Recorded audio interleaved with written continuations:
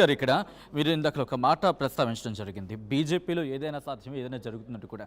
అప్పుడు ఒక interesting question raise అవుతుంది. ఈటల రాజేందర్కి సంబంధించి పేరు వినిపించింది, ఒక బీసీగా ఒక నేతగా, మరి ముఖ్యంగా ఆయన తెలంగాణకు అధ్యక్షుడు అవ్వచ్చు భారతీయ జనతా పార్టీకి అని చెప్పి. సో ఈ నేపథ్యంలో రామచంద్రరావు తెర మీద తీసుకొచ్చిన తర్వాత ఈటల రాజేందర్ ఆల్రెడీ ఎంపీగా ఉన్నారు కాబట్టి కేంద్రంలో తీసుకునే అవకాశం ఉంది, ఎందుకంటే సెంట్రల్లో కూడా క్యాబినెట్ రీషఫల్ ఉండే అవకాశం ఉందని కూడా చర్చ జరుగుతుంది. కాబట్టి చర్చ మీరు చేస్తున్నారు, ఎక్స్పాన్షన్ ఉంటుంది, అంటే ఏదైనా పార్టీ నుంచి వచ్చే అవకాశం ఉంటుంది.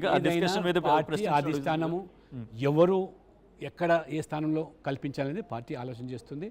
దానికి అన్ని విధాలైనటువంటి పార్టీకి ఆ యొక్క ఆ స్ట్రక్చర్ ఉంది, ఎవరు ఎక్కడ బాధ్యత ఇవ్వాలో. కాబట్టి one nation one election, of course ఆ క్వశ్చన్ కంటిన్యూ అవుతుంది కాబట్టి sorry for the interruption. One nation one ఎలక్షన్కి సంబంధించి చాలా చర్చ జరుగుతోంది, జాయింట్ యాక్షన్ కమిటీ కూడా దాని మీద చర్చ జరుగుతోంది. ఈ నేపథ్యం నుండి మాజీ సీజే చంద్రచూడ్ ఒక కీలకమైన వ్యాఖ్యలు చేయడం జరిగింది. ప్రాంతీయ పార్టీలకు నష్టం జరగచ్చు అని ఒక వ్యాఖ్య కూడా చేశారు. సో ప్రెసెంట్ దాని స్టేటస్ ఏంటి, ఏం జరుగుతోంది? నేను జాయింట్ పార్లమెంట్ కమిటీ సభ్యునిగా మోదీ ప్రభుత్వం నాకు అవకాశం ఇచ్చింది, అందులో సభ్యునిగా ఉండడం. అనేక సమావేశాలు జరుగుతుంది. మొత్తం దేశ ప్రజలు కూడా ఏకకాలంలో ఎన్నికలు జరగాలని ఎందుకు కోరుకుంటున్నారంటే, దేశానికి స్వాతంత్రం వచ్చిన తర్వాత 4 పర్యాయాలు 1952, 57, 62, 67లో ఏకకాలంలో ఎన్నికలు జరిగినాయి. దురదృష్టవశాత్తు ఆ రోజు కూడా నెహ్రూ గారు, ఆ తర్వాత ఇందిరాగాంధీ గారు ఆ రకంగా విపక్ష ప్రభుత్వాలను కూలదోసి ఆ యొక్క ఏకకాలంలో జరిగే ఎన్నికల ఆ యొక్క కాలగమనాన్ని మార్చివేయడం, అంటే కేవలం స్వార్థ బుద్ధితో ఎన్నికలు. ఆ రోజు జరిగినటువంటి ఏకకాలంలో ఇవాళ ఏకకాలంలో ఎందుకు ప్రజలు కోరుకుంటున్నారు? ఇవాళ ఒకటి ప్రజాధనం ఈ రకంగా ఎన్నికల పేరు మీద వృధా ఖర్చు తడవకు కాకూడదు. అంటే ఆ తర్వాత పార్టీలకు నష్టం అనే మాట వినిపిస్తోంది. అధికార యంత్రాంగం కూడా ఎన్నికల నెపంతో పూర్తిగా ఓటర్ లిస్ట్ నుంచి మొదలుకొని ఆ రకంగా ఎన్నికలు జరిగే వరకు 3-4 మాసాలు మొత్తం యంత్రాంగం అంతా కూడా ప్రభుత్వ టీచర్లు. ఎవరండి ప్రభుత్వ టీచర్లు? పేద ప్రజలు చదువుకునే పిల్లలు చదువుకునే ప్రభుత్వ పాఠశాలలు. ఏ ప్రైవేట్ స్కూల్ టీచర్స్ ఎవరు కూడా ఎక్కడ కూడా ఈ ఎలక్షన్ దాంట్లో వాళ్ళు ఇన్వాల్వ్ కారు, ప్రభుత్వం కూడా చేయదు. అంటే ప్రభుత్వం పాఠశాలలో చదువుకునే పేద పిల్లలకు చదువును దూరంగా చేసే విధంగా ఈ రకంగా పోలీసు బలగాలు మోహరింపు మొత్తం భారంగా మారుతుందని చెప్పి ప్రజలు.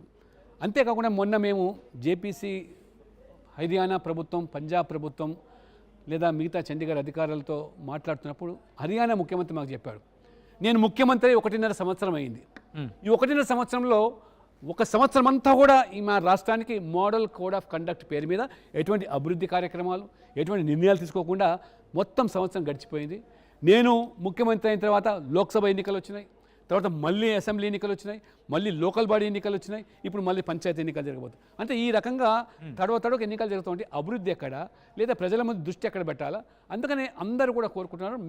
జేపీసీ కూడా అన్ని వర్గాలతో, స్టేక్ హోల్డర్తో చర్చలు చెప్తున్నాం, అన్ని రాష్ట్రాలు పర్యటన చేస్తున్నాం. అయితే మీరు అన్నట్టుగా ఢిల్లీలో కూడా మాజీ సీజీఐలు అందరితో వాళ్ళందరూ కూడా సుముఖంగా ఉన్నారు, ఏకకాలంలో జరగాల్సిందే. కానీ మీరు అన్నట్టుగా ఎలక్షన్ కమిషన్కు ఎక్కువగా పవర్స్ ఇవ్వకూడదు. కాబట్టి రాష్ట్రాల్లో ఉండేటి ప్రాంతీయ పార్టీలకు అన్యాయం జరుగుతుందనో అది ఏమాత్రం కూడా భావ్యం కాదు. ఓటర్లు చాలా తెలివిగల వాళ్ళు.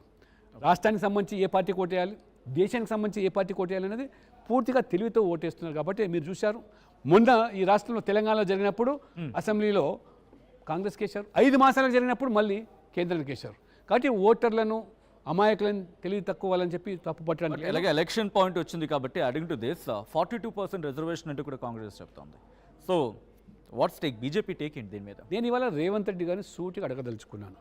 ఎన్నికల మేనిఫెస్టోలో మీరు పెట్టే ముందు, అది రేవంత్ రెడ్డి గారైనా, all India president Mallikarjun Kharge గారైనా కనీస అవగాహన లేకుండా మీరు పెట్టారా?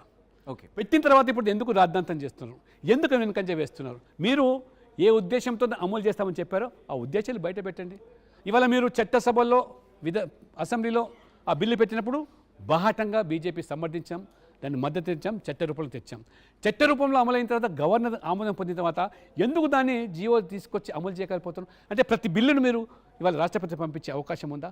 ఎందుకు పంపించాల్సిన, అంటే మీరు ఉన్నటువంటి దుర్బుద్ధి, దీని వెనకాల ఉన్నటువంటి మీ యొక్క కుట్రపూరిత చర్యలు.